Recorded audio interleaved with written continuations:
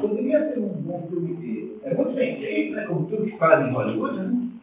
Mas, ao mesmo tempo que é muito bem feito, é mais uma peça nessa confusão gigantesca que há. Por que nesse horário? Eu não consigo. Sinto muito, mas é que todo esse programa aí, todo mundo que vai lá é nesse horário. Não foi eu que escolhi. Eu também, olha, hoje, se eu não tivesse olhado o convite hoje, eu tinha aparecido lá amanhã até que meia da noite. Para mim é impossível, eu queria. Né? Que pena. É que eu acho que foi feito para pegar o pessoal, porque olha, o público disso é empresariado. Então a ideia é que você sai da empresa e passa lá e ir para casa. Não dá tempo de ir para casa, acho que foi essa a estratégia. Não sei se funciona, Dani? Acho que sim. Nós já fizemos eventos, começou 4 horas, 5 horas, e tivemos um público que desejamos dias planejados. É impossível. Eu tenho achado que o melhor horário para falar com o empresário é de manhã cedo no café da manhã. 7 horas, café da manhã. E ele acha que vai ganhar, não vai aproveitar bem o dia, então não está constrangido de coisa assim que no meio do dia não tem a impressão que é difícil, né? Eu também não sei se empresários aqui vão lá. O quê? Final de tarde, né? Bom, então, vamos lá, pessoal? Muito obrigado, então. Ayrton, você agora. Verdade e as dificuldades do homem contemplar. A palavra grega que indica a verdade é anteia. Aletheia. Formada de alfa, privativo e lantano. Significa escondo. Lantano significa escondo, mas é porque em grego os verbos são sempre enunciados na primeira pessoa do singular. Então, no dicionário grego, lantano seria traduzido em português por esconder. Tá? Significa escondo, mas é porque em grego é assim. Quando o verbo é classificado na primeira pessoa do singular. Então, não tem infinitivo. Isso mesmo. O sentido que o termo comunica é, portanto, o de não escondido. A verdade é, pois, o que não está escondido. Como se sabe, o Heidegger rendeu a primazia, aliás, impôs essa exegese, discutindo sobre implicações de alcance. Mas já Aristóteles e seu sucessor, Teofrasto, tinham plasmado a imagem da verdade e tinha essa direção. A verdade é luz, e, portanto, se revela como a luz, e sempre nos envolve e nos circunda. Teofrasto é o único discípulo conhecido de Aristóteles. Ele deve ter tido muitos outros, porque ele tinha uma escola, que era o Liceu, mas esse aí é o único que se notabilizou. Mas ele é, obviamente, muito menos do que o chefe, né? O Aristóteles saiu correndo da Grécia, de Atenas, porque com a morte do Alexandre o Magno, ele não era ateniense, ele era macedônio, como o Alexandre, ele era estagira. E ele achou que, assim que os atenienses tomassem, né, que a morte do Alexandre podia significar uma virada política, e iam fazer com ele a mesma coisa com Sócrates. Seguramente fariam, né? E aí ele saiu correndo, deixou então a obra mais ou menos, morreu logo em seguida, e ele deixou a obra aos cuidados desse Teofrasto, e por sua vez também saiu correndo, e a obra se perdeu. Nessa correria, a obra então foi se perdendo, é por isso que nós não temos a obra de Aristóteles, só temos fragmentos, e ainda mesmo meio duvidosos. Infelizmente, uma das maiores perdas da história da humanidade foi a perda da obra de Aristóteles. A obra de Platão veio inteira. Talvez a maior perda da história da humanidade seja essa perda. Nenhuma outra é tão grande quanto essa. O que nós perdemos foi incalculável. Incalculável mesmo. Mas paciência, né? Talvez a gente um dia descubra alguma outra coisa. Um dia alguém vai abrir um buraco e vai achar lá os pergaminhos. Tá? Essa poderosa imagem poderia ser entendida em contraste com uma interpretação hegeliana que insiste no movimento revelador da verdade. Mas a luz só é luz sobre um fundo qualquer de trevas. E aqui se mostra útil a referência a Aristóteles. A dificuldade que implica o alcance da verdade não depende da própria verdade, mas de nós homens. Os olhos de nossa inteligência são como os olhos da coruja. Não conseguem ver quando há de marear a luz. Aristóteles escreve no segundo livro da Metafísica. A busca da verdade é sobre certo aspecto difícil, ao passo que é fácil sobre o outro. Uma prova disso está no fato de que é impossível um homem captar a verdade de maneira adequada e também é impossível não captá-la somente, de fato. Se cada um pode dizer algo acerca da realidade, e se, por mais irrelevante, essa contribuição pouco ou nada acrescenta ao conhecimento da verdade. Contudo, da união de cada contribuição deriva um resultado considerável. Assim, se em relação à verdade, aparentemente pudesse ser aplicado o uso do progresso, quem poderia errar uma porta? Então, sob esse aspecto, ela será fácil. Ao contrário, o fato de que se possa alcançar a verdade no conjunto, e não nas partes, mostra sua dificuldade. Talvez por haver dois tipos de dificuldade. A causa da dificuldade da busca da verdade não esteja nas coisas, mas em nós. De fato, como os olhos dos morcegos se comportam em relação aos dias, assim também a inteligência que está em nossa alma se comporta em relação às coisas, proporciona a natureza, como as mais evidentes do mundo. Então, isso é uma importância extraordinária, porque isso aqui é a profissão de fé, né, entre aspas, do realismo filosófico. A ideia de que a realidade existe independente da sua capacidade de percebê-la. Então, o fato de que eu não sei russo não significa que aquilo que está no texto russo não exista. Então, eu não sei interpretar, não consigo entender nenhuma palavra, mas aquilo existe de fato. Esta visão absolutamente de bom senso, de que a realidade existe independente de você, que, portanto, ela existia antes de você existir e existirá depois, essa ideia de bom senso foi torpedeada a partir de Descartes, sobretudo depois a partir de Kant e Hegel, que criaram a contraparte a isso, chamada idealismo, que é a ideia de que a realidade é uma produção da nossa mente. Não que não haja algum mérito nessa ideia. Veja, se eu puser aqui um quadro aqui exposto, nós somos umas 10 pessoas, cada um terá uma opinião diferente sobre aquele quadro.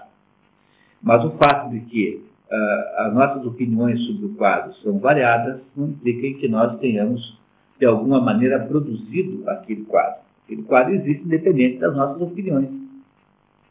Não é isso? No entanto, a partir de Descartes, depois, sobretudo, com Kant e Hegel, que é mais ou menos essa linha sucessória, né, dessa tendência, cria-se, quando se fala em idealismo alemão, está se falando em Kant e Hegel. Sobretudo em Kant, que cria o conceito de que aquilo que nós chamamos de realidade é uma interpretação das nossas formas a priori, ou seja, é uma interpretação que o nosso programa mental faz da realidade. Portanto, isso que nós chamamos de realidade é um produto da nossa consciência, da nossa imaginação. Ou seja, Kant transforma a realidade, transforma a mente em arbitradora da realidade. E não é preciso ser muito esperto para perceber que, quando você diz que a mente arbitra a realidade, você está propondo uma profusão de realidades simultâneas. Cada um tem a mente que tem. E é essa a base, né? Essa ideia é a base do que está sendo dito no filme. Se vocês prestarem atenção no filme, verão que uma meia dúzia de afirmações são absolutamente kantianas. Eles não mencionam Kant, mas é isso mesmo. A realidade não é o que é o que você faz ela ser.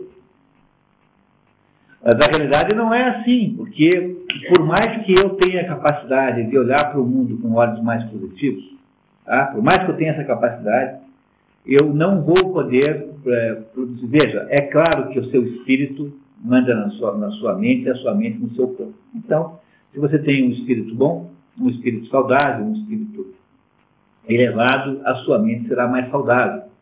e, eventualmente, se a sua mente for mais saudável, você vai ter uma quantidade menor de doenças somáticas, né? Então, você não vai ter tanta depressão, não tendo depressão, não vai ter imunologia tão baixa, vai ter menos doenças. Se você tiver uma mente saudável, você não terá úlcera, etc, etc.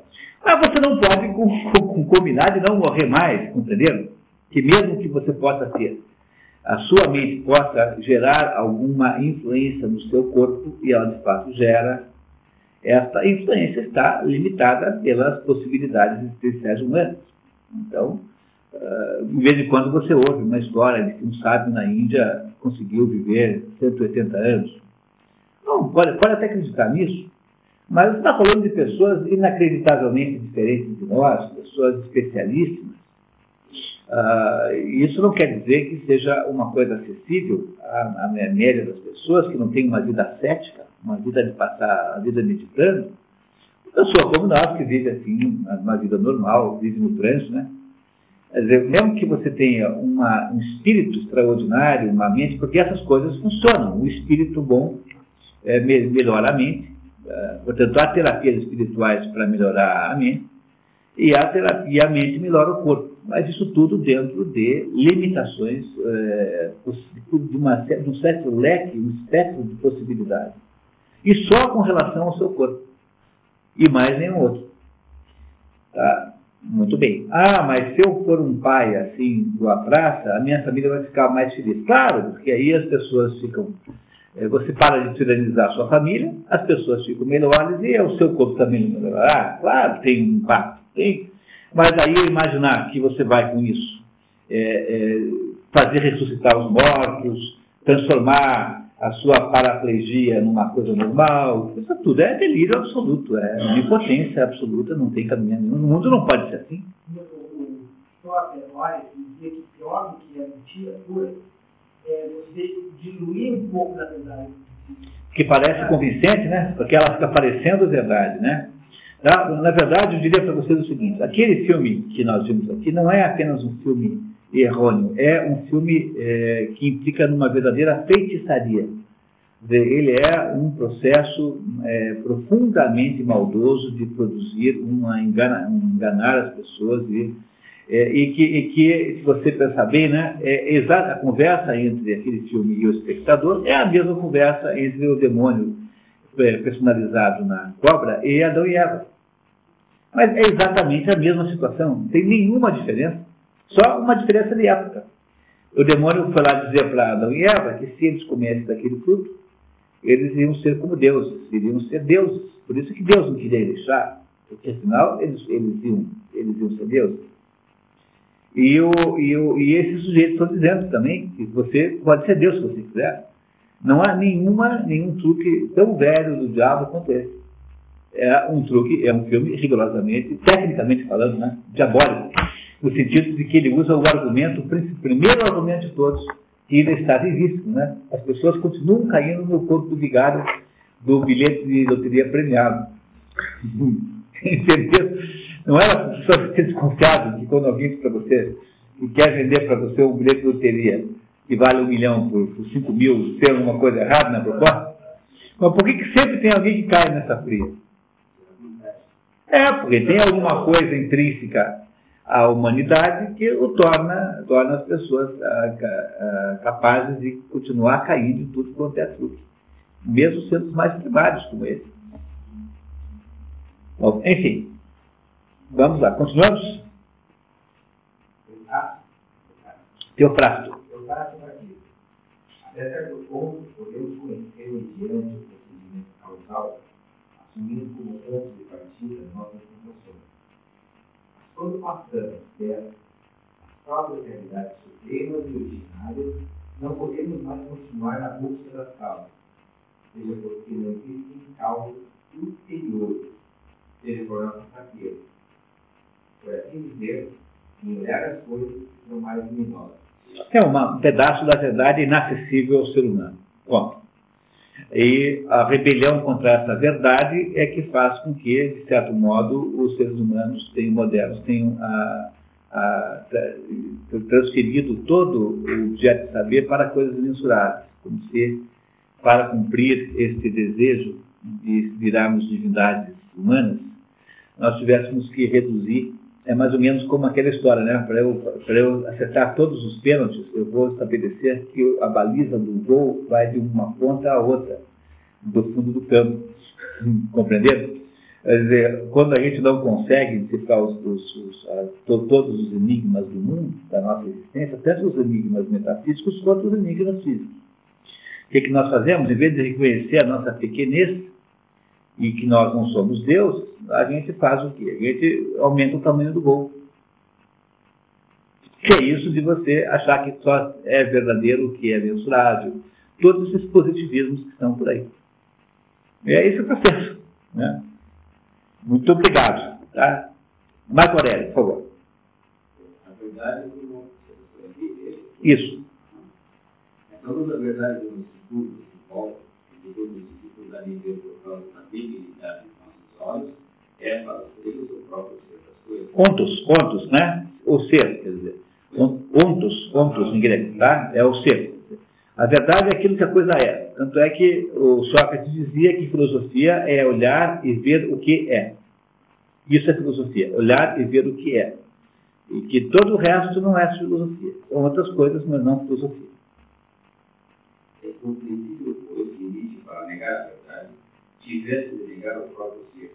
E é justamente isso que, mesmo que implícita ou conscientemente, fazem todos os que negam a verdade liderados por ideólogos. O que é a verdade? É a famosa pergunta de Curso de Lápis, a própria referência de respondê-lo como Borges. A verdade não existe e, além do mais, mesmo se existisse, não podemos saber o que ela é. Que é o que acha o agnóstico. Essa é a mentalidade do agnóstico.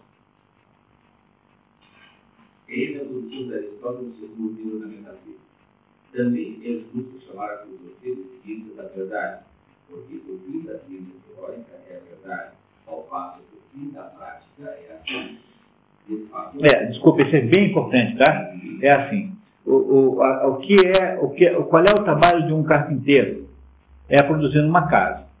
Então, o carpinteiro existe na medida em que ele produz alguma coisa concreta. Então, um ceramista tem que produzir uma ânfora. Então, vamos falar assim, a realização existencial do ceramista depende de ele ser capaz de produzir uma ânfora. A realização existencial do fogo depende dele ser capaz de queimar. A água de molhar. Quer dizer, a água bem-sucedida é aquela que molha. E o fogo bem-sucedido é aquele que queima. E qual é a prova da realização existencial do homem, do filósofo? É ter obtido a verdade. Por isso que filósofo chama-se assim, filósofos. Você não pode ter filósofo se você não admite que existe uma verdade. E se existe um filósofo, tem que haver algum objeto. E o que o filósofo procura saber é o que é, afinal de contas, a verdade que ele está procurando. Portanto, como é que o sujeito pode se autodenominar filósofo se ele parte do pressuposto que não tem verdade nenhuma? Então, o que ele é? Ele é uma espécie de trapaceiro e farsante antecipadamente. Eu digo assim, olha, pessoal, eu sou um filósofo, estou aqui do alto da minha autoridade uspiana, dizendo para vocês que não tem verdade nenhuma e que vocês parem de se iludir. Bom, mas então eu sou o quê? Eu sou o antifilósofo, né? Não é isso? Porque se não existe verdade, como é que eu me chamo filósofo? Se filósofo pressupõe que eu ame a verdade. Então, eu amo alguma coisa que não existe? Não é? Como é que eu consigo daí para frente andar? Não dá mais, parei, estou imobilizado e aterrorizado ante a contradição da minha própria existência. Continuamos. De fato, você tem assim, a ação, mesmo se observa todas as coisas, não tende ao conhecimento do que é eterno, mas só ao que é relativo à determinada circunstância no determinado momento. Ora, nós não conhecemos o verdadeiro sem conhecer a causa, mas qualquer coisa que possui grau supremo na beleza que é própria, constitui a causa em virtude da própria das outras convívio na natureza. Por exemplo, o fogo é quente no grau máximo por ser a causa do calor nas outras coisas. Portanto, o que é causa do seu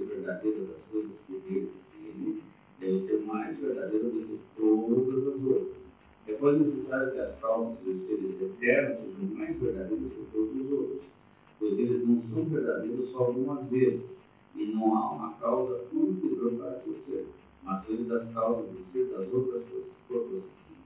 Cada coisa possui tanta liberdade quanto possui o ser. Mas é tão, assim, tão absolutamente óbvio isso, né? A ver, uma coisa que tem uma verdade implícita nela que você pode atingir e obter como um filósofo. A diferença entre ciência e filosofia é que a ciência consegue olhar apenas aspectos do problema e o filósofo nunca procura aspectos, mas ele quer compreender, afinal de contas, o que uma coisa é. Então ele sempre faz perguntas genéricas. As perguntas genéricas não são úteis no sentido que as perguntas científicas são, mas elas são absolutamente essenciais para que as outras perguntas possam ser respondidas. Então, não há possibilidade de alguma coisa não ser sem ser, ou melhor, não há possibilidade de alguma coisa ser sem ser também necessariamente verdadeira. É a mesma coisa aplicada ao conceito de conhecimento.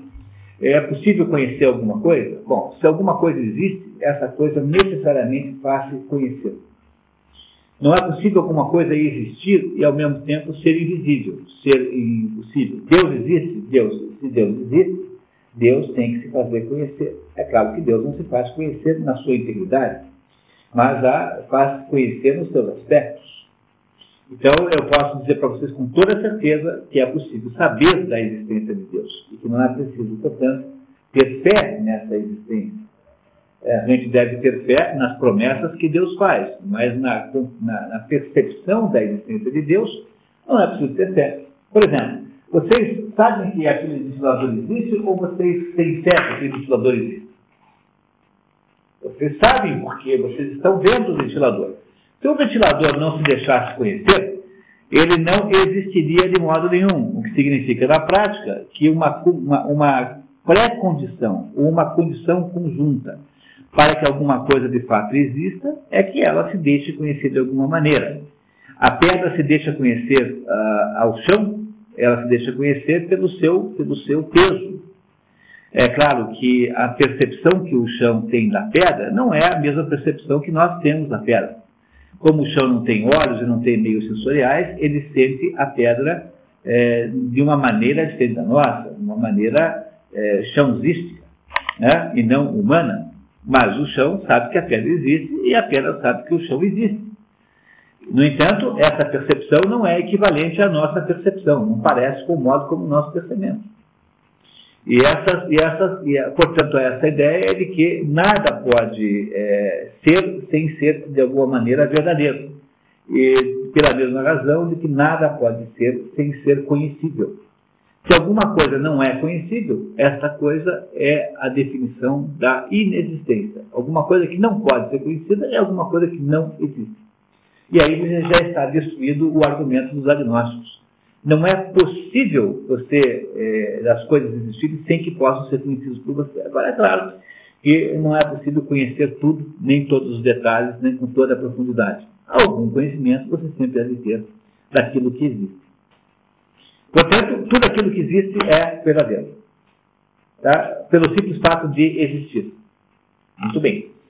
A passagem da história que acabou de dizer é paradigmática por um título contra a finalidade da ideologia, que se ocupa só do que é relativo a determinadas circunstâncias ou no fundamento histórico, generalizando as ideias lúcidas daqueles sofólogos como transformadas para todos em si e por si, portanto, manipulando o verdadeiro pelo considerar verdadeiro. De fato, a conclusão de que cada coisa possui tanta liberdade como possui Deus soa como o mais radical desmentindo a ideologia. Ao mesmo tempo, quem derrubou a ideologia do marxismo, do educação do socialismo real, denunciando as abominações perpetradas no seu nome, não outras ideologias, mas as próprias coisas e a realidade, ou seja, para utilizar a expressão aristotélica, a verdade do ser. Muito obrigado, Barbaré. João, por favor. A força da verdade. Vimos, portanto, que o próprio marxismo pode ser visto como uma ideologia que ataca que garante desmentir. Houve incríveis desmentimentos. Por exemplo, Marx achava que a consciência de classe, aquela que faz com que você se sinta proletário ou capitalista, é mais forte do que a sua consciência de nacionalidade. Então, Marx achava que quando fossem acontecer guerras, a partir do momento que a consciência de classe estivesse desenvolvida, a partir do momento que já houvesse proselitismo, você pode mais ou menos imaginar o ano de 1848 como sendo o ano em que começa, então, o proselitismo socialista no mundo. Então, que a partir desse momento, como as pessoas haviam tomado consciência de classe, então o operário que antes não sabia que ele era explorado, agora sabia. E esse processo de conscientização das pessoas não era, obviamente, perfeito, porque um pedaço dos explorados continuavam sem saber que eram explorados, que eram fundamentalmente aquilo que se chama, em linguajar marxista, de lumpenproletariado, né? Proletariado lumpen, que é aquele proletariado sem organização, portanto, ainda inconsciente do seu verdadeiro papel social.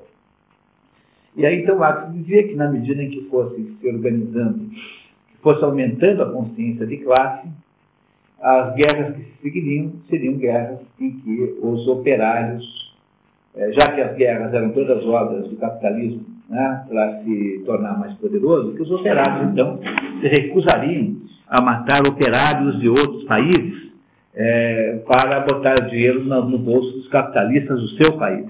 E quando Marx depois descobre que em nenhum momento isso acontece, quer dizer, quando vem a guerra, o operário inglês põe o uniforme de soldado e vai matar o operário alemão tranquilamente, né? Sem nem duvidar disso.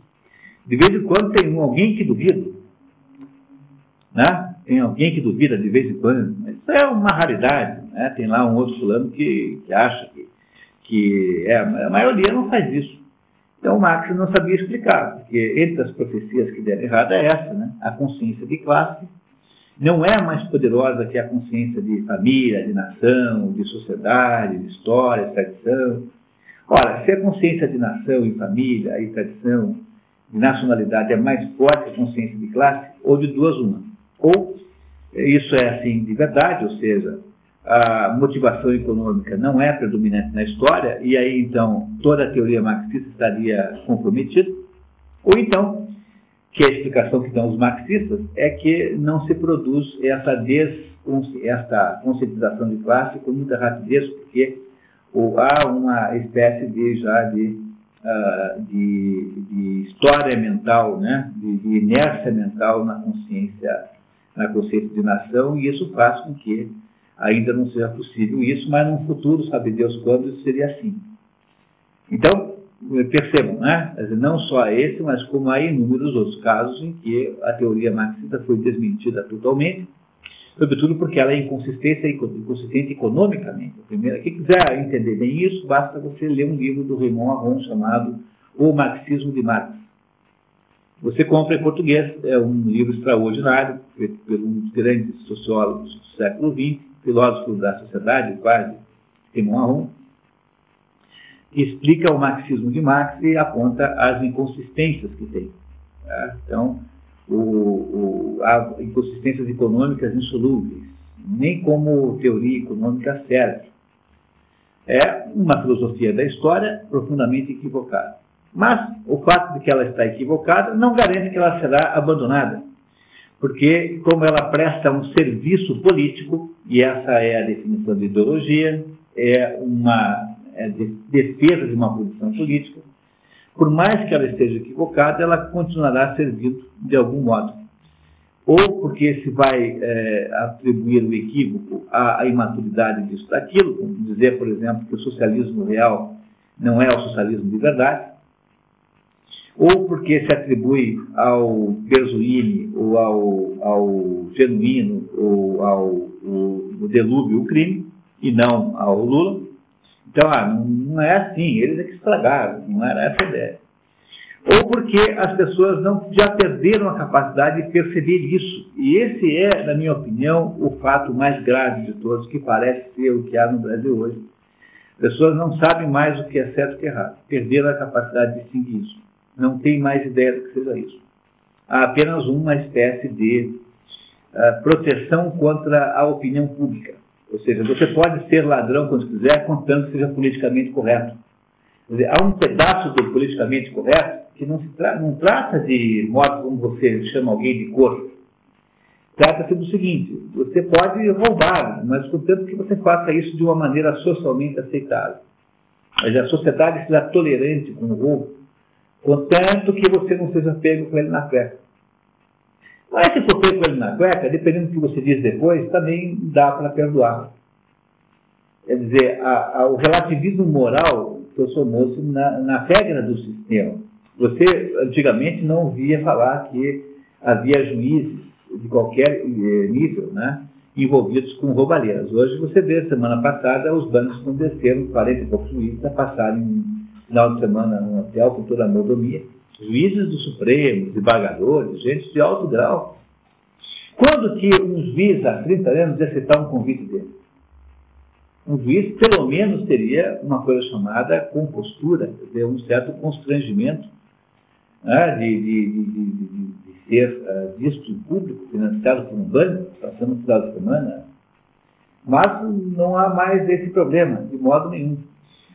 Aquilo que havia antigamente de as pessoas terem cuidado com os sinais aparentes de riqueza, desapareceu completamente. Todos os delegados de polícia de Curitiba têm automóveis importados caríssimos. Ninguém se preocupa em esconder coisa nenhuma. Não há mais necessidade de fazer isso. Quer dizer, construímos uma espécie de relativismo moral absoluto, em que o roubo é perdoável conforme as circunstâncias em que ele é defendido, em que ele é apresentado, ou por quem seja produzido. Subjetivo ao pronto, real. Entre outros aspectos. Né? E isso é o fim. Só é possível que isso tenha acontecido, sobretudo com o Brasil, porque nós acabamos completamente fizemos a terraplanagem da consciência moral. Transformamos todas as pessoas em Meursault.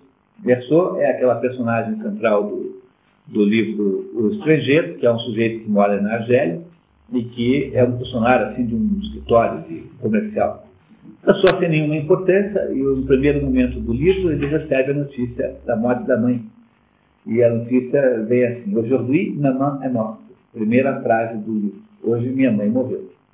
E ele então comunicado que a mãe, que morava num asilo ali, perto de 70 quilômetros de Argel, tinha morrido. Ele vai lá, cuidar do velório e tal, não desce uma lágrima, não vê o corpo, não se importa, demonstra que está completamente diferente. Fica muito feliz em ir embora, porque estava muito quente lá. E voltando para Argel, na mesma noite em que ele foi, ela nem vai assistir um filme do Fernandel. Fernandel é uma espécie de Renato Aragão, é um autor cômico francês. Um play, cantinho, assim, uma coisa assim.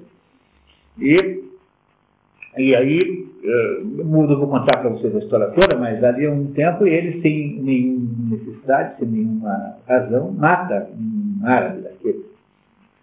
E absolutamente está completamente indiferente ao sujeito. Ele não sente a menor culpa, também não tinha nenhuma razão para matar o fulano, não tinha nem raiva do sujeito, não conhecia. Matou por causa do sol, diz ele no processo.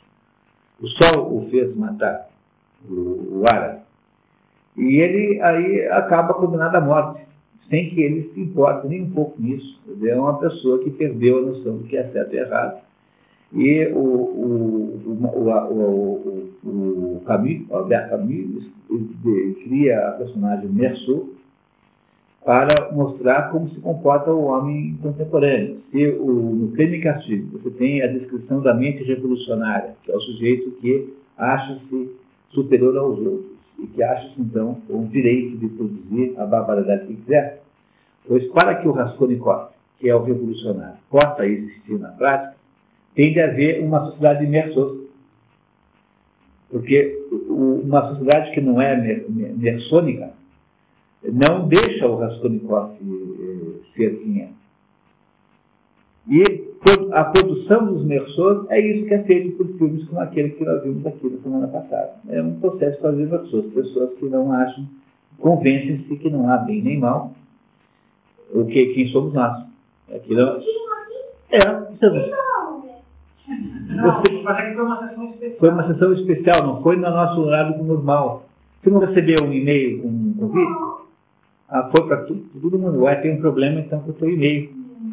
Porque foi todo mundo convidado por e-mail, todos os alunos. Ai, que pena. Mas se acontecer de eu ter que fazer, eu convido vocês pessoalmente, tá? Tá? É a Eliane, então. Mas, talvez daqui a uns tempos, quando eu consiga...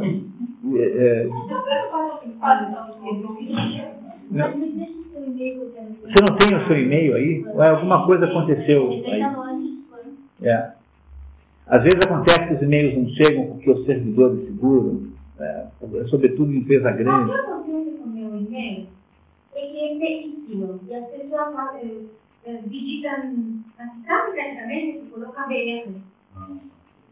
Porque é paraguaio, né?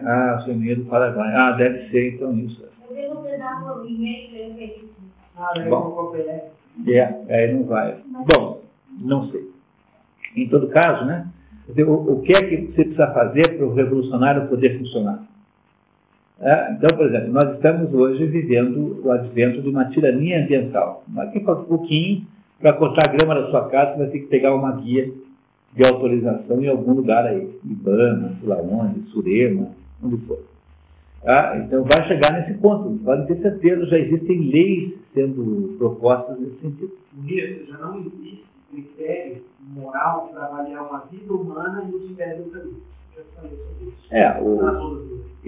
Não só isso, mas como esqueci o nome agora, mas o filósofo que está liderando no mundo o pensamento bioético declarou expressamente, eu tenho um recorte, declarou expressamente que a vida de um orangotango é mais valiosa do que a vida de um embrião humano. Quer dizer, é mais... E por quê? Porque o orangotango existe e o embrião humano é só uma potência, só uma possibilidade. Então, o que acontece na prática é que para você poder implementar no mundo uma coisa dessa, né, uma espécie de tirania ambientalista, que é uma tirania da natureza, é uma espécie de volta ao mundo pré-religioso, é uma espécie de paganismo com a mãe natureza como deusa. Isso é voltar atrás. Né? Os seres humanos já haviam descoberto que a natureza não era a rainha, que a natureza era produto de alguém. Pois voltar isso é voltar ao paganismo. Para você poder implementar um mundo assim, em que todo mundo se torne capaz de aceitar qualquer espécie de tirania, como essa que eu estou descrevendo, é preciso você fazer antes a destruição da capacidade de consciência moral das pessoas. Então, quando o sujeito finalmente concorda que um bebê é um humano, né, um bebê potencial, é menos do que um orangotango, então dá para você agora produzir qualquer espécie de lei de divinização da natureza, que é o que está implícito no movimento ambientalista. Vocês compreenderam como funciona o processo? Primeiro preciso destruir alguma coisa para poder colocar esse ersatz no lugar. Né? É preciso você destruir aquilo que é natural, e se faz isso como? Com filmes como aquele, por exemplo. Um dos meios de fazer é fazer milhares de filmes como esse. Muito bem. Onde é que nós estamos? Tá, isso. Mas o recurso poderoso realismo de Aristóteles nos permite atentar para outro aspecto, do qual pode tornar um verdadeiro desafio ao ideologismo que confunde o homem de hoje. Como dissemos, para o ideologismo a verdade não existe, ou mesmo que existisse, não teria força própria, ou, se preferir, teria uma força muito fraca. O fazer considerar verdadeiro Platão havia delícia ideológica proibindo sistematicamente subjugada e fazer falar. Platão e Aristóteles nos dizem, ao contrário, que a verdade não apenas tem força própria, mas também tem a maior força.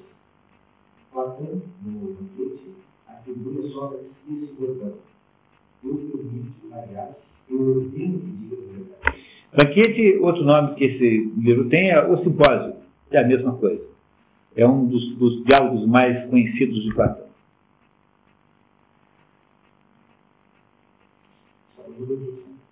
O Banquete, esse livro de Platão, que é um diálogo, né? Também é conhecido como O Simpósio. E sempre dos lados de Sócrates, Foi, no Borges, uma frase realmente poderosa. A verdade não admite uma interpretação. Aristóteles, por sua vez, nos explica por que a verdade não admite contestação. As verdades supremas, de fato, têm tal poder que, inevitavelmente, quem as nega é obrigado a utilizá-las na própria tentativa de negar. No quarto livro da Metafísica, o estagista mostra como esse é o caso do princípio do mundo perfeito. Você não pode afirmar que A não é A. Né? Então, o princípio básico da lógica, o primeiro princípio da lógica é o princípio da igualdade. A é igual a A. Você não pode negar isso. Não dá para negar esse fato, senão você não entende mais nada aí para cima. Então, o princípio da não contradição é que você não está proibido de afirmar que A não é A. E que é uma outra coisa qualquer. A tem que ser A obrigatoriamente. A é igual a A. O A é igual a A, 1 é igual a 1. Não tem jeito de escapar dessa. Vamos ver o que ele nos diz aqui. O princípio mais seguro de todos é aquele em torno do qual é impossível se incorrer o erro. Esse princípio deve ser o mais conhecido. Deve ser um princípio não profético. Aquele princípio que devem conhecer qualquer coisa devem necessariamente possuir, não pode ser uma mera hipótese. Os que quiserem conhecer qualquer coisa devem necessariamente possuir aquilo que devem conhecer antes de conhecer qualquer coisa. Então veja, é assim, quer dizer, como é que você constrói a aproximação da verdade? Você precisa se buscar e se refugiar em princípios que são indiscutíveis, mas são indiscutíveis porque são indiscutíveis em si mesmos. Os gregos chamam esses princípios e declarações de apodíticos. O que é uma verdade apodítica? É uma verdade que se auto-explica. Então, eles são, vamos falar assim, axiomáticos. Você não precisa demonstrá-los. Eu não preciso fazer nenhuma demonstração para afirmar que A é igual a A. É uma coisa intuitiva no ser humano que você aceite esse fato, que B é igual a B, que C é igual a C. Então, eu preciso voltar atrás até encontrar esses princípios para, a partir daí, compreender as outras coisas. Porque eu preciso ter algum lastro do indiscutível. E esse lastro não é um lastro de natureza hipotético, mas é um lastro auto-evidente. Compreenderam que é auto-evidente? Que se auto-demonstra. Por exemplo, eu não posso, só existe aquilo que pode existir. Alguma coisa que não possa existir, não existe. Então, não existe nenhum cavalo que é campeão de xadrez e ganhou do Karpov. Porque isso não pode existir, não está nas características da cavalidade, não está nas potencialidades da cavalidade ser jogar xadrez. Portanto, a afirmação de que só pode existir aquilo que tem potencial de existir é uma afirmação apodítica. E vocês logo perceberão que todas as afirmações são todas metafísicas. Nenhuma delas é o quê? Não muda porque são permanentes, porque elas não pertencem ao mundo físico. Ou seja, o que o mundo físico faz é apenas representá-las como indivíduos na prática. Então, se as vacas dão leite, é porque estão seguindo e cumprindo esse preceito metafísico, que está na vacalidade a potência de gerar leite. A mesma coisa não se aplica às galinhas. As galinhas não dão leite de jeito nenhum, porque dentro da galinhidade não há esse potencial. Vocês compreendem o que eu estou dizendo a vocês? É muito simples, olha, é tão simples que se você tentar complicar, daí você não entende. Tá? Então, existem algumas coisas que são princípios básicos que regem a realidade, a que eu devo recorrer para poder, a partir deles, medir a realidade. Então, eu tenho que procurar princípios que sejam auto-evidentes, axiomáticos.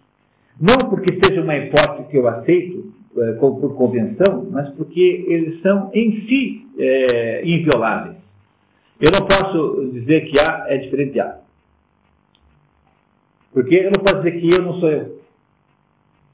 Só o Paulo Maluf é capaz de falar isso. Né?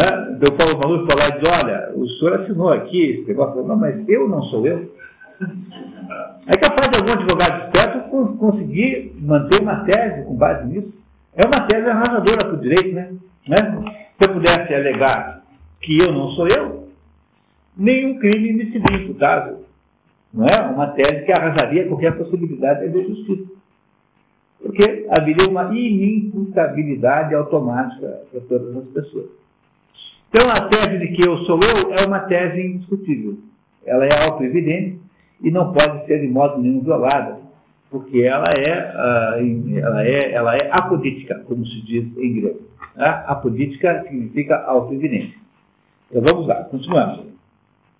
Ele tem depois esse ficou mais seguro de todos. Depois que Edito nos esclareceu qual é ele. É impossível que a mesma coisa pertença e não pertença simultaneamente a uma mesma coisa, assim por mesmo motivo. Bom, então vamos ver. Então imagine você, o que aquele história está dizendo? É assim, imagine que eu viva numa sociedade, então aqui o Brasil, imagine que os brasileiros perguntados iriam declarar que acreditam na existência de duendes. Aí eu faço a mesma pergunta no Paraguai, e no Paraguai me dizem lá os paraguaios que não acreditam na existência de duendes. Olha, um dos dois tem que estar certo, porque os duendes não podem existir e não existir ao mesmo tempo. Ainda mais dois países que têm fronteira, como é que faz uma coisa? Como é que faz uma coisa dessa? Então, eu não posso afirmar que os doentes existem e não existem. Então, eu não posso afirmar que eu existo e não existo. No filme lá, Quem Somos Nós, está lá declarado que a mesma coisa existe em dois lugares. 35 bolas, a mesma bola existe em 32 lugares diferentes, o que não é verdade. Isso é apenas a viagem na maionese de quem pegou aquele pedacinho da física quântica e transformou numa fantasia gigantesca. Então, essas coisas não podem ser desrespeitadas de modo nenhum, porque quando você é desrespeita, acabou a possibilidade de compreensão de qualquer que seja. E é isso que ele está dizendo. Para eu poder perceber a verdade, o que a história está nos contando aqui, qual é o método pelo qual você atinge a verdade? Que você precisa usar como instrumento de compreensão da verdade, elementos que são em si próprios verdadeiros por autoevidência. E primeiro, esse aqui é um deles. Tá? Uma coisa não pode ser simultaneamente pertencer a uma coisa ou não pertencer a uma mesma coisa acerca do mesmo motivo. Vamos ver que ele vai nos explicar melhor. Continuamos, João, por favor. Esse é o mais seguro de todos os princípios, pois possui todas aquelas características aqui esclarecidas. Pois ninguém pode acreditar que a mesma coisa exista e não exista. Se os contrários não podem existir juntos, no mesmo sujeito, se uma opinião está em contradição com o outro, ao contrário dessa, evidentemente é impossível que, ao mesmo tempo, a mesma pessoa admita que a mesma coisa exista e também que não exista. Pois se não se enganasse acerca disso, teria ouvido opiniões contraditórias. O gato de Schrödinger, não é que o gato existe e não existe ao mesmo tempo. Vocês compreenderam o exemplo do gato de Schrödinger que eu dei? Você estava aí já no gato de Schrödinger? Está nos outras vezes. Não é que ele existe ou não existe. Você não sabe se ele existe ou não existe. Portanto, a sua possibilidade de saber aquilo é uma existência probabilística. Olha, tem 50% de chance de estar vivo e 50% de estar morto. Mas o gato em si é uma coisa só que você não sabe. O que a física quântica refuta, sendo assim, paradoxal, é o processo de medição do fenômeno e não o objeto em si que você mediu. Vocês compreendem isso? É muito importante entender isso. Olha, para saber se isso aqui existe, eu olho com os meus olhos aqui, e os meus olhos estão vendo a luz que está refletida aqui e que se escreve na minha retina. Se apagarmos as luzes, eu não vou mais ver essa parte aqui. Então, o que é que eu estou vendo? Estou vendo a imagem da luz que bate aqui e reflete nos meus olhos. É isso que eu estou vendo.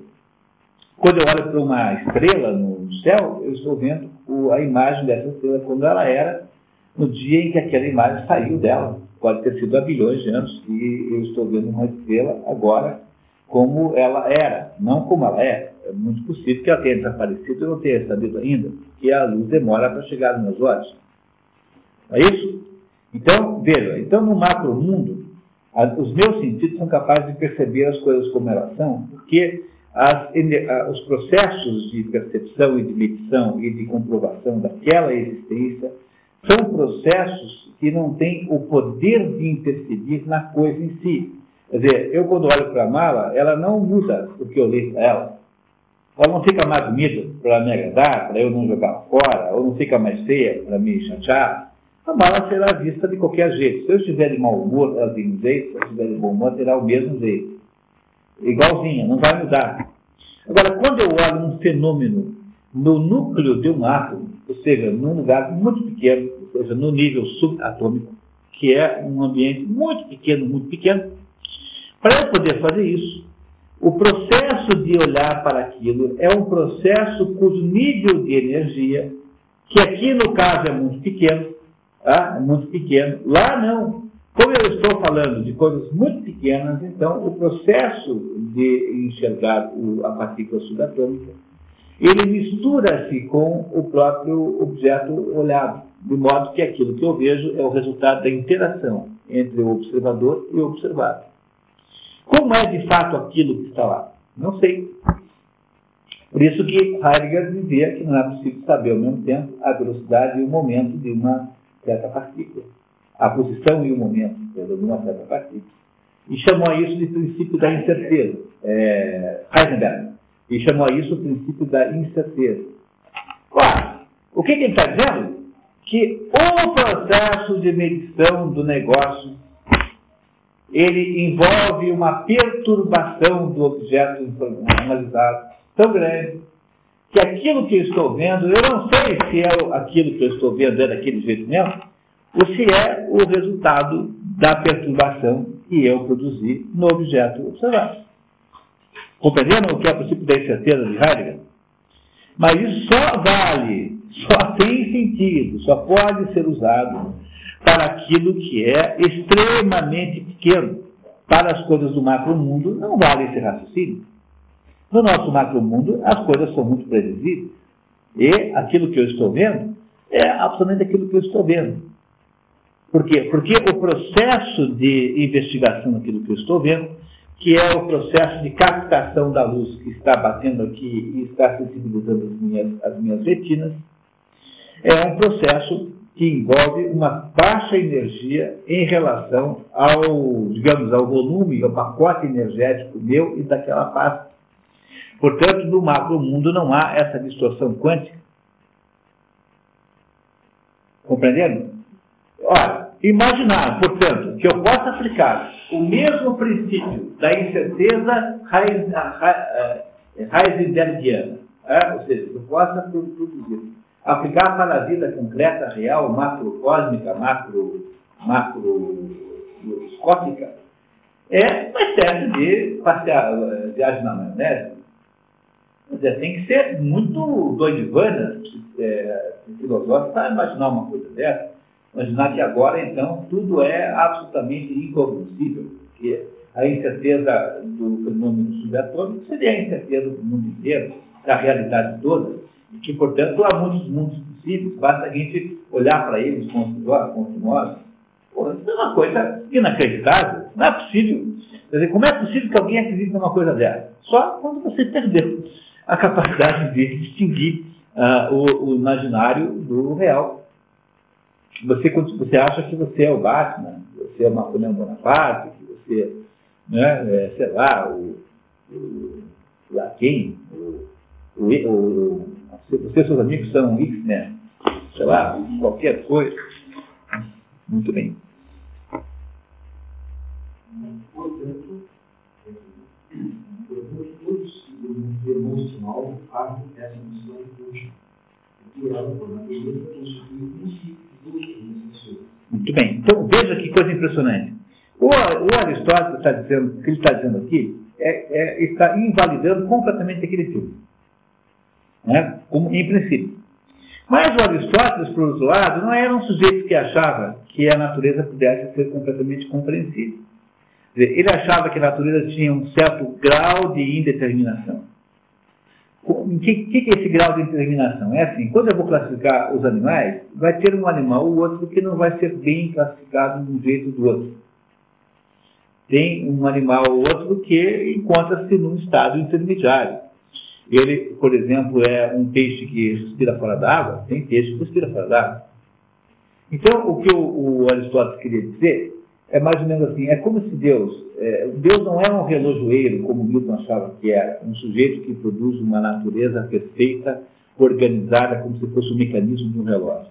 Newton e Galileu Galilei achavam que tinham descoberto as equações desse relógio.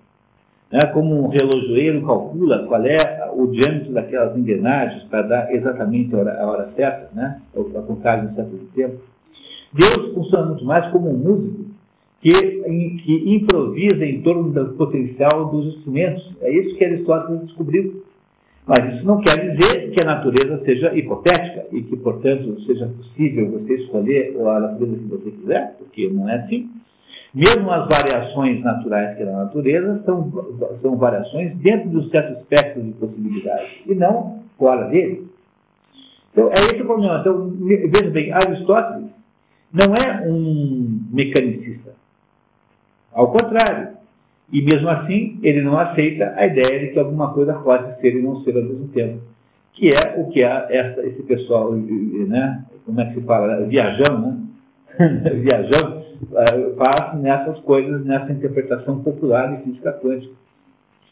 Tem que tomar um cuidado enorme com essas coisas. Olha, o sujeito que vem fazer uma analogia, porque paralelos e analogias são muito importantes como instrumento didático. Mas assim como estamos conversando, então eu faço aqui uma analogia, vocês compreendem que é apenas um instrumento para produzir uma explicação. Analogias assim, verdadeiras são muito difíceis de fazer, são muito cuidado.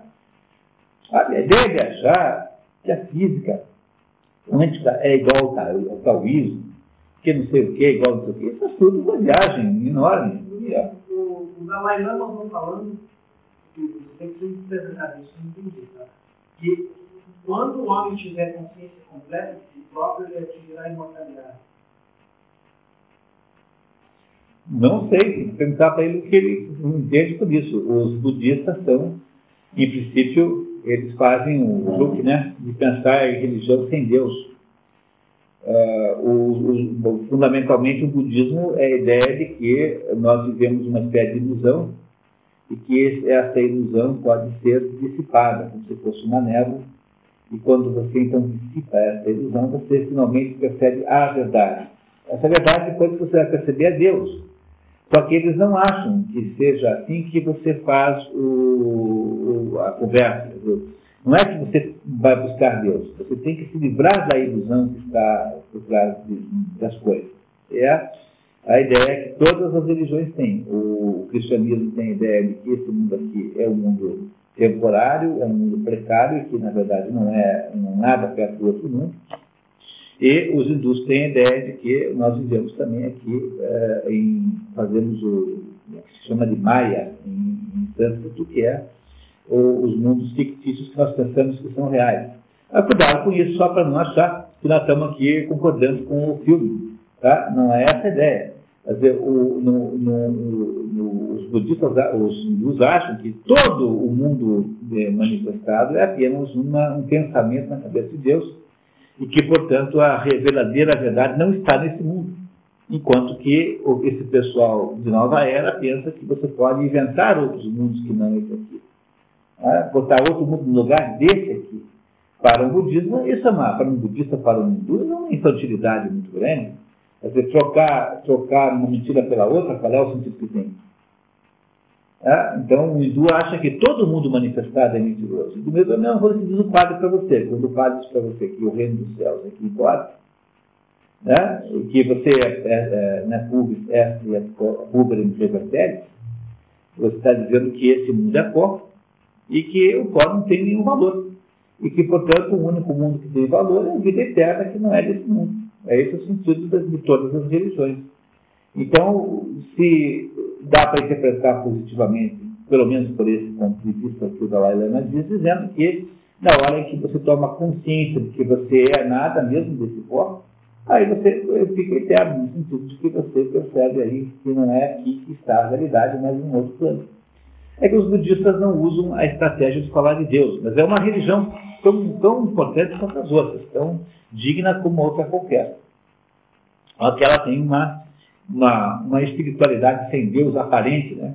Não, cuidado em não confundir, porque as pessoas viram budistas, que é fácil era budista, achando que vão se livrar da figura patriarcal de um Deus feroz e de um Deus severo e castigador, quando, na verdade, de modo nenhum se livra disso. Então, de modo geral, a adesão ao budismo é uma adesão por ingenuidade, assim, se achar que o budismo é uma religião que não traz em si um processo de geração de culpa.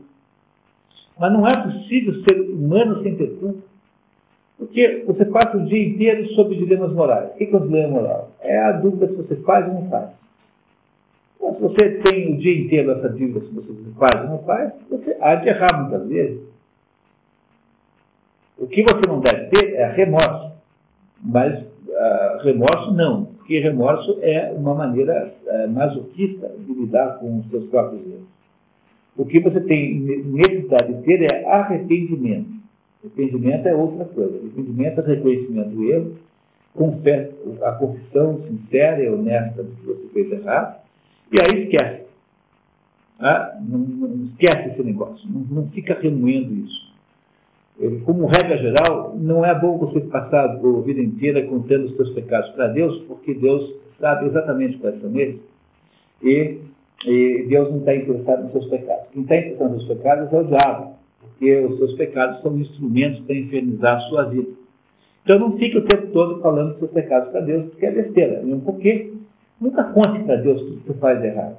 Vai que ele acredita? Já pensou? É por isso que a regra da confissão católica é você contar para o padre apenas, não em detalhes, mas apenas dar uma ideia dos pecados que você cometeu. Não precisa dar endereço, nome. Tá? Entendeu? Os pecados que você comete não devem ser compartilhados aos detalhes, devem ser ditos na sua natureza e não mais do que isso. Como regra geral, não conte tudo que você fez de errado para Deus nunca.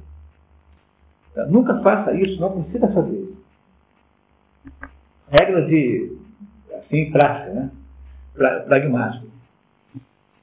Então, o que se imagina que um Dalai Lama deveria dizer a respeito disso é isso. Agora, por favor, cuidado com essas analogias. O Fritjof Capra esteve aqui, a pedido da FIEP, e foi no jornal dizer: pena que eu não guardei o recorde. Isso no jornal que é para não acreditar no livro que ele escreveu, porque tanto o tal da física quanto o ponto de mutação são completamente errados.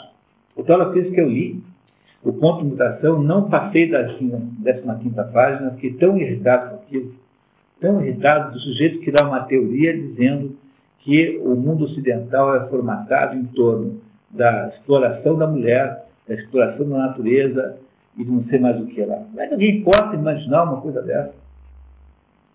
Como se fosse esse o jeito como nós formatamos o mundo.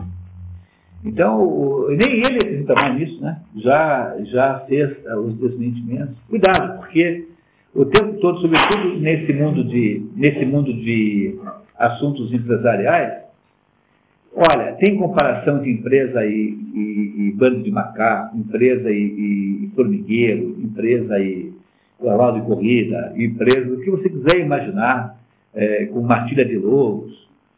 Então é uma coisa infernal o grau de irresponsabilidade, leviandade com que se faz essas comparações aí. Tá? É muito perigoso isso. As pessoas se acostumam com essas analogias aí, são todas perigosíssimas, são todas arbitrariedades muito grandes.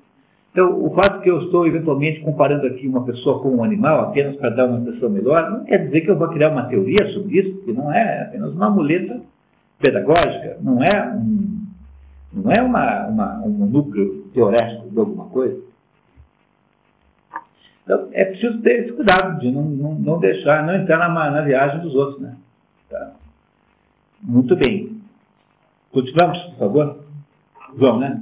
O princípio de Supremo, o princípio de não contradição, não pode ser demonstrado.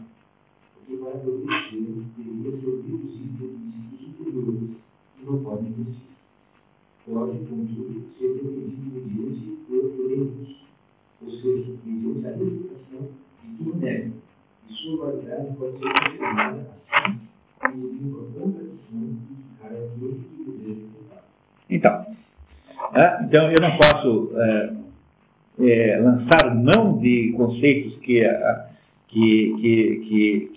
apoiem um conceito axiomático, porque ele é o conceito primeiro, porque é uma afirmação autocomprovante, autoprobatória.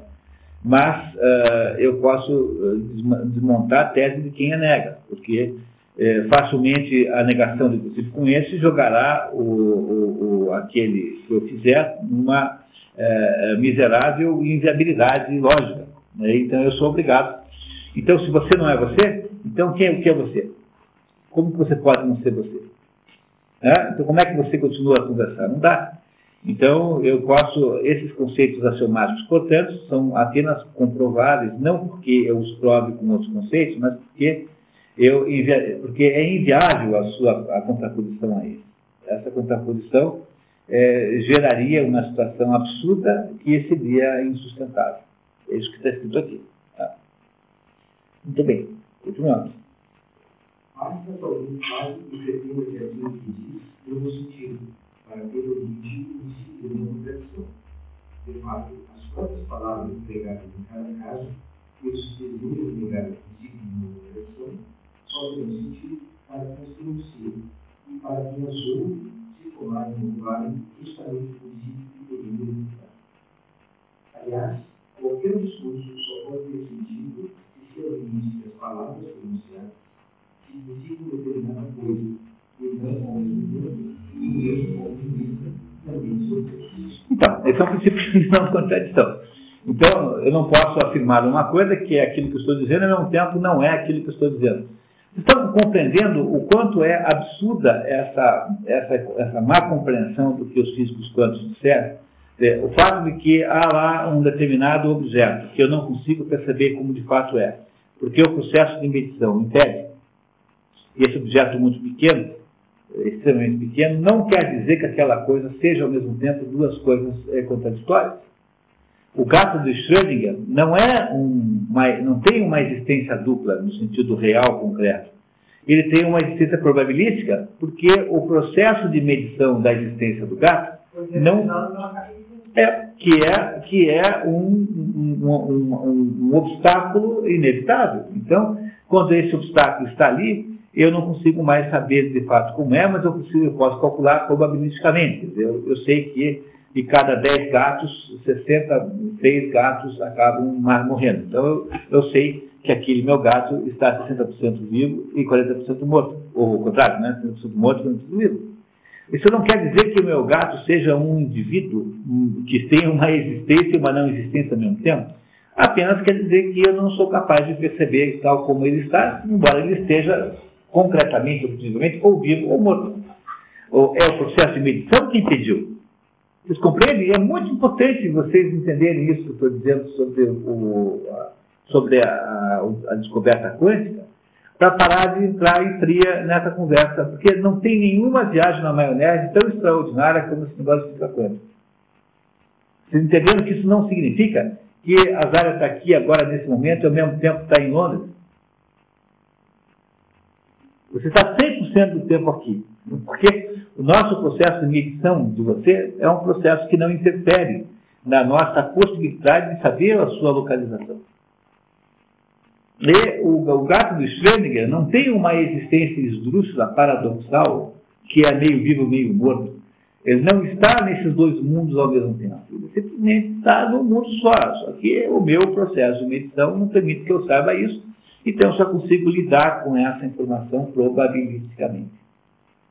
E é só isso, e não tem nenhuma possibilidade de eu imaginar mundos duplos, triplos, quádruplos, centenas de bolas de basquete ao mesmo tempo. Mas comparando, na descoberta que estou mostrando agora, que tem aquelas câmeras de infravermelho, né? Se mostrar a vida do animal à noite.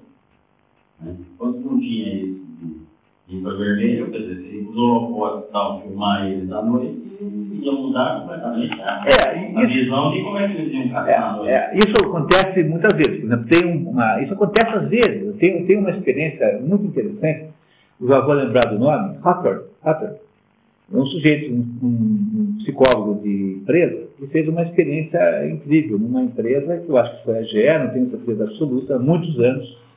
em que ele, é uma experiência famosíssima, em que ele tinha lá acho que era na GS, em que havia lá pessoas que enrolavam um motor elétrico, e ele fez a seguinte experiência: ele aumentou a luminosidade da lâmpada sobre a mesa e descobriu que quando aumentava a luminosidade, os operários trabalhavam com maior produtividade, aumentava a produtividade. Aí aumentou mais a potência da lâmpada e aumentou a produtividade dos operários. Aí aumentou mais a potência da lâmpada e aumentou a potência do trabalho melhorou. E aí, então, a conclusão inicial seria de que a produtividade da lâmpada depende fundamentalmente da luminosidade. Mas, na verdade, a razão pela qual o trabalho melhora é porque os operários observados por uma pessoa estranha, um sociólogo, um psicólogo, eles têm uma tendência a melhorar o seu desempenho. Você faz essa experiência em qualquer fase. Então, as pessoas observadas por alguém, ainda mais que você não sabe quem é aquela pessoa e o que ela pretende, tem um potencial de modificação. Então, veja, esse fenômeno que acontece em toda a atividade humana, sabe, e que é a supervisão, é o olho do dono engordando o gado, né? Não é? É o olho do dono engordando o gado, essa é a ideia. Essa atividade que diz que a observação humana implica numa modificação do observado, ela de fato existe, mas isso não quer dizer que essa criatura observada ali, os operários enrolando aquilo, sejam inventados pela minha cabeça. E se eles melhoraram apenas dentro do espectro de possibilidades de melhora que é X e que não pode ser ultrapassado, porque há limites físicos para que isso aconteça, que são conferidos pelo sistema de trabalho. Vocês compreenderam isso? Quer dizer, não dá para você afirmar que a minha mente é que está inventando aquilo, que aquele mundo, então, é diferente porque eu olhei para ele. Na verdade, aquele mundo tem um espectro de possibilidades limitado e ele existe diferente de mim. Essa é a ideia, tá? Muito bem, continuando. Quem nega a verdade do princípio de não conversão, não poderia crer a ele, nem sequer se denunciar como emprego de palavras, que buscando se comunicar seu pensamento com gestos indicativos.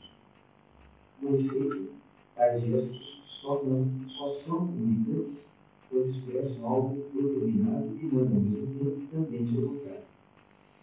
Quem nega o princípio de conversão, condena-se assim a um isolamento quase total.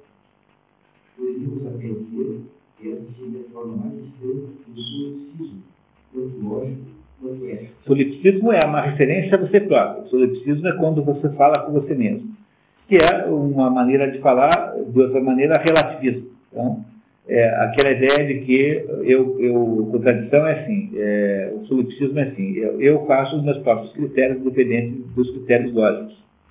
Vamos ver. Lógico, porque nasce da violação daquele princípio que Aristóteles considerava um princípio regulador de todos os usos, ético em suas consequências, porque no nível da prática, a ruptura da comunicação e o completo voltar-se para si mesmos abre caminho para a ampliação da violência. O melhor remédio para a violência é, como ensinava Sócrates, começar a surgir, portanto, voltar a comunicar, de uma maneira que também o outro possa expressar as próprias opiniões e ser assim a não lógica da opressão como única resposta à opressão. Nós voltaremos a falar disso na discussão. Portanto, quem deseja verificar a verdade é verificado por ela justamente no momento em que foi verificado. Como dizia Platão, a verdade não admite contestação. Creio que não pode haver uma terapia mais consistente do ponto de vista filosófico e essa mensagem da sabedoria típica para o sofrimento do homem hoje.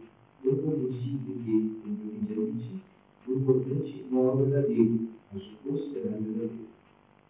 A verdade para Platão e Aristóteles jamais é equivocada, porque a verdade, como diz acima, não existe com o próprio ser. Pode ver embaixo, por favor. Como procurarei demonstrar também nos capítulos seguintes, as verdades explicadas por Platão e Aristóteles referem-se ao ser como todo.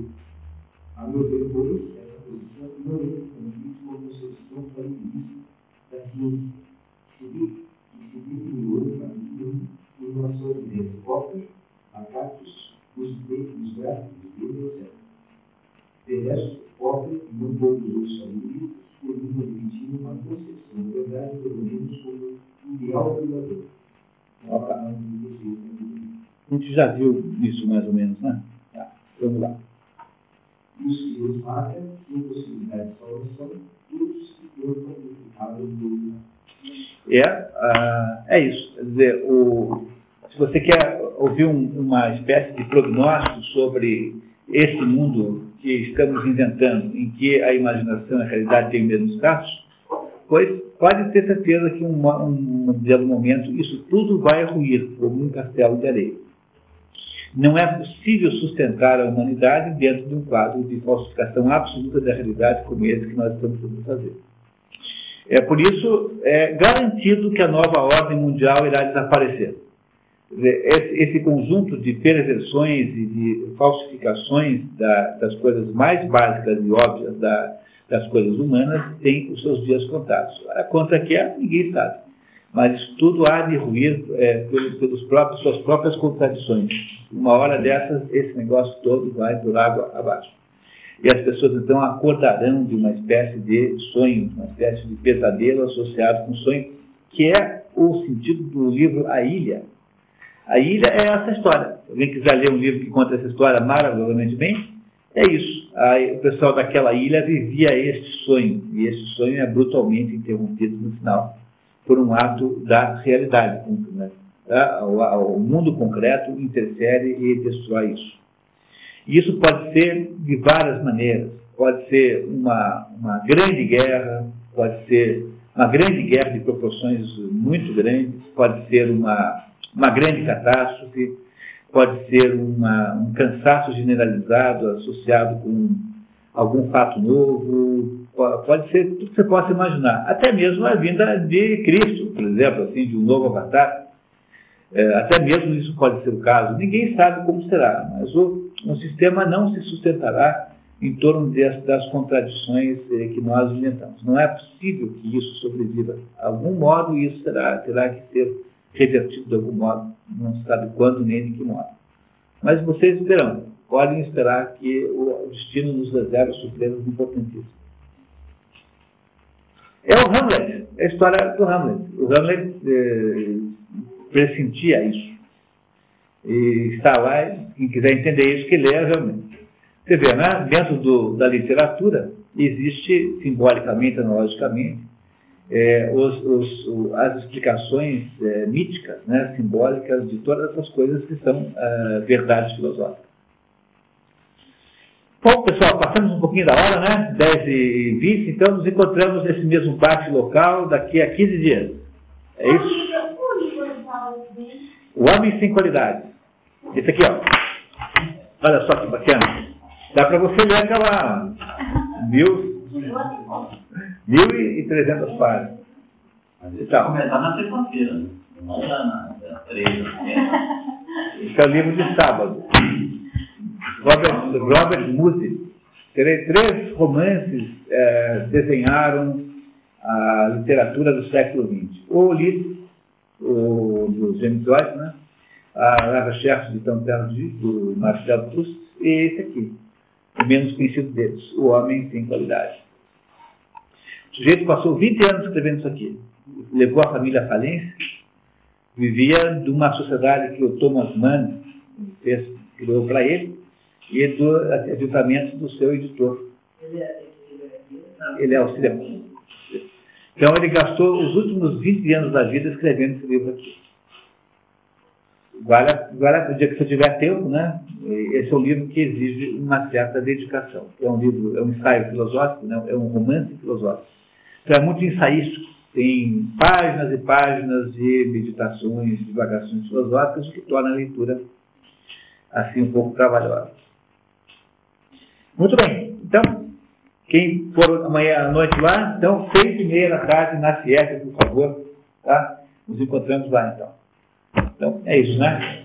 Boa noite para vocês. Você já falou aí do que a gente tem observado o trabalho da Nizar, pô, só viu o inspetor-geral do Google. Escolheu o quadro da cidade que o inspetor do